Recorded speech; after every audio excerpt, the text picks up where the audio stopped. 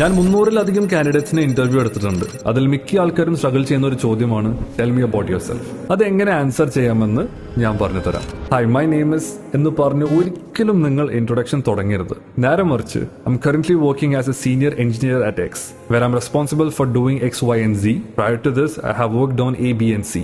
ഇതായിരിക്കണം first 10 seconds. അത് കഴിഞ്ഞ് നിങ്ങളുടെ എക്സ്പീരിയൻസ് ആൻഡ് അച്ചീവ്മെന്റ്സ് ഒന്ന് എക്സ്പാൻഡ് ചെയ്ത് പറയണം.